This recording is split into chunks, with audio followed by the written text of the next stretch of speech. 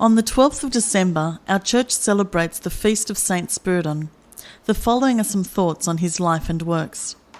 St Spyridon's beginning were inauspicious enough, coming from a rural family which for generations had lived in such remoteness that there was no school for miles around, and what little education there was to be had was imparted by parents whose knowledge was severely limited by their illiteracy. Although he was exceptionally bright, Spyridon was no exception to the rule that doomed most youngsters who were never taught to read or write. The communities that lacked a school never lacked accessibility to a countryside church, and as a boy, Spyridon's church attendance was regular. He displayed considerable fervour and remarkable intelligence, which enabled him to memorise long passages from the Bible simply by listening. Although he was needed at home, Spyridon was not denied the formal education he deserved.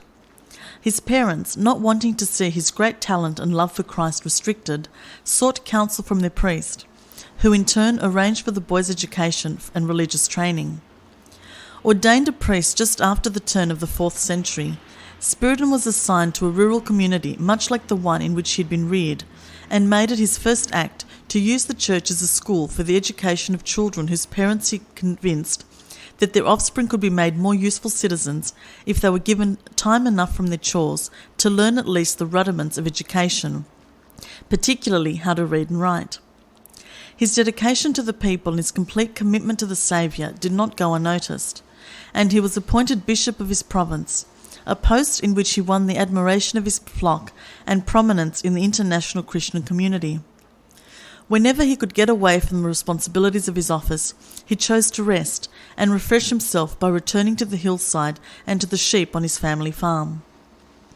It was in the year 325 that the momentous Synod of Nicaea was convened at the request of the Emperor Constantine to resolve the issues so divisive in that era, a conclave to which the greatest figures of Christianity were invited.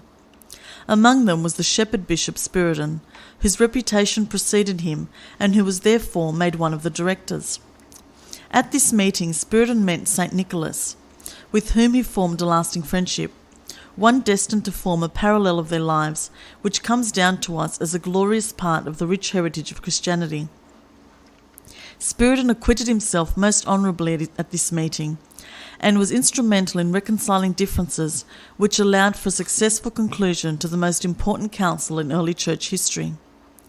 Like his friend Nicholas, Spyridon fell victim to pagan persecution and was one day hauled off to prison, where he was so brutally beaten by the guards that he lost the sight of one eye.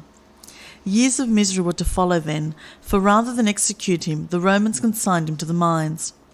There the gentle bishop lived in squalor and laboured in agony for many years, before at last he died.